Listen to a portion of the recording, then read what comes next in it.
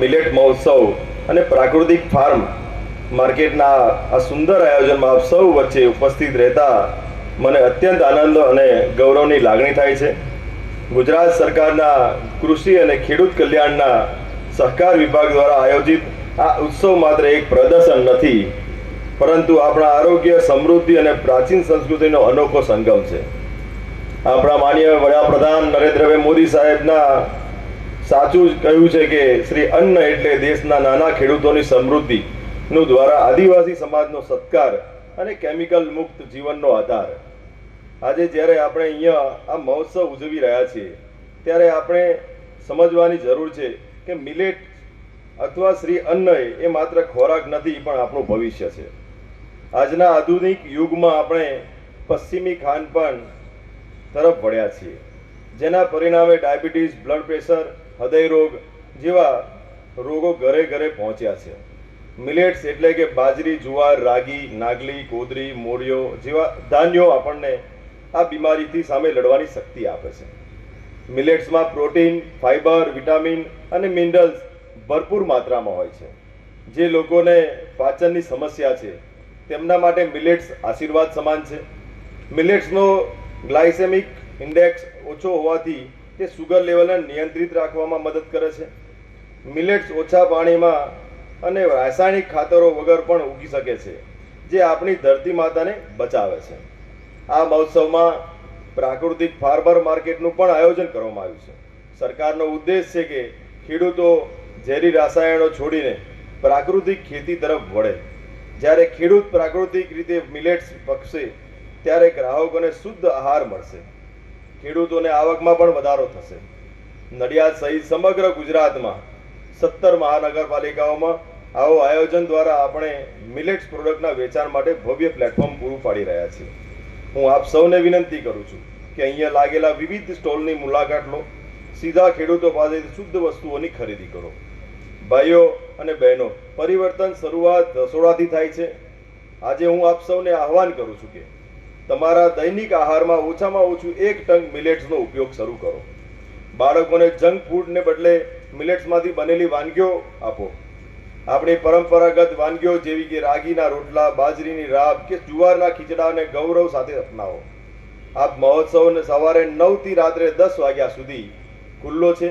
આ 2 દિવસ દરમિયાન આપ સૌ આ જ્ઞાન ગંગાનો લાભ લો અને સ્વાસ્થ્ય, સમૃદ્ધિ અને સંસ્કૃતિના આ ઉત્સવને સફળ બનાવો.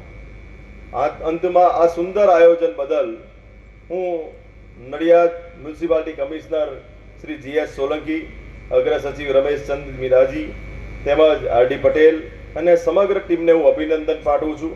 આવો આપણે સૌ સાથે મળી શ્રી અન્નને જન આંદોલન બનાવીએ અને નિરોગી ભારતનું નિર્માણ કરીએ.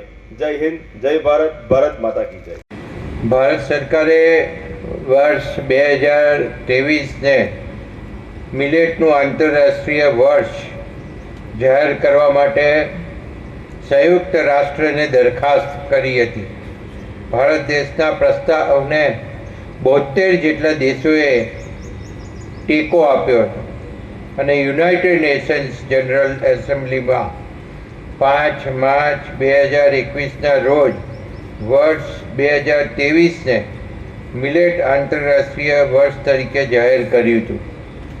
ભારત સરકારે મિલેટ આંતરરાષ્ટ્રીય 2023ની ઉજવણી લોકોમાં ચળવળ બને તેવું નક્કી કર્યું હતું, જેથી કરીને ભારતીય મિલેટની વાનગીઓ મૂલ્યવર્ધિત ઉત્પાદનોને વૈશ્વિક સ્તરે સ્વીકારવામાં આવી છે. ભારત દેશે સૌથી વધુ મિલેટ પાકોનું ઉત્પાદન અને વપરાશ કરતો દેશ છે. જેણે જુવાર ખાધી હોય હાથ ઊંચો કરે. કારણ કે હું જો ઘઉં અને ચોખા કહું તો બધા જ હાથ ઊંચા કરશે. એટલે મારે એ જાણવું છે કે જુવાર ખાધી હોય એને હાથ ઊંચો કરવાનો. જુવાર ખાધી હોય એણે, અને અત્યારે જુવાર ખાતા હોય હાથ ઊંચો કરે, હાથ ઊંચા થઈ ગયા. બાજરી ખાધી હોય હાથ ઊંચો કરે. અને બાજરી તો આપણે ત્યાં પેદાય થાય છે. ખાસ અધિકારીઓ ધ્યાન રાખે કે જો બાજરીમાં કેટલા હાથ ઊંચા થયા. એટલે તમારે બાજરીના ખરીદ કેન્દ્રોની જે વાત હમણાં કરીને મેં એ જરૂરી છે. કેમ? પેદા તો બધું થાય છે, ખાય છે પણ ખરા. હવે મોરૈયો ખાધો હોય, મોરૈયો, અને અત્યારે મોરૈયો ખાતા હોઈએ નવરાત્રી સિવાય.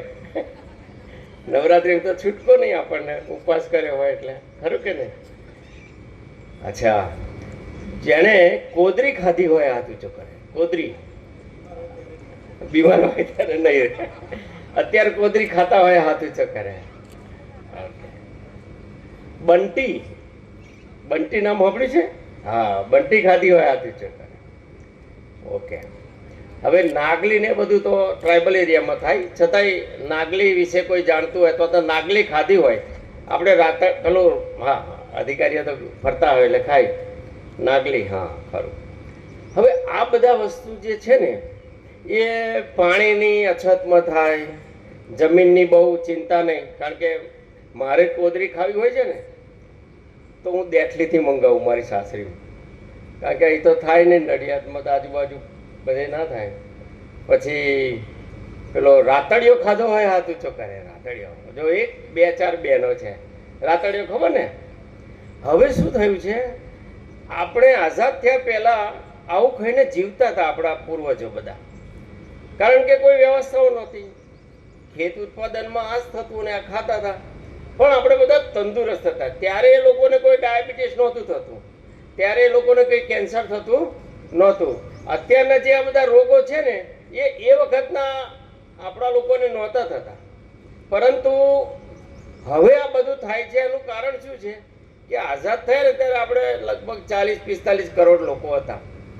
હવે આટલા બધા લોકોને અન્ન પૂરું પાડવું એ કોઈ પણ સ્વતંત્ર થયેલા રાષ્ટ્ર માટે એક પ્રકારે સાર્વભૌમત્વ, સાદા ભાષામાં કહે તો સમાનનો ભાવ.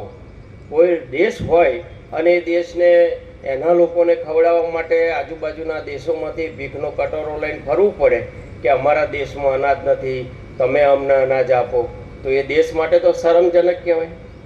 તો આપણી સ્થિતિ એ વખતે એવી હતી, અને એટલે આપણે શું કર્યું, આપણે એ વખતે જૂના લોકો તો અત્યારે નહીં હોય, ઓસ્ટ્રેલિયાથી ઘઉં આવતા, લાલ ઘઉં, જાડા ઘઉં, એ બધું એ જે અનાજ આવતું ને એ બધું ત્યાંના લોકોને ઢોર ખાય, પશુ ખાય. એ અનાજ આપણને, ભારત ગરીબ દેશ છે, જનસંખ્યા ખૂબ છે, ખેત ઉત્પાદન નથી, તો બીજા દેશો આપણને મદદ કરતા. My school is one such future-ready school where I understand each and every concept taught in the class and don't rote learn, where teachers don't just use books and blackboard to teach but use new ways of teaching and learning like audiovisual learning, activity-based learning and group activities, which enhances my conceptual understanding. My school also teaches coding, which is an important 21st century skill. Not just that, I get an opportunity to showcase my skill on a national platform. And with all this, I acquire important skills that make me future ready and confident. Would you also like to know where is my future ready school? Visit now and see for yourself.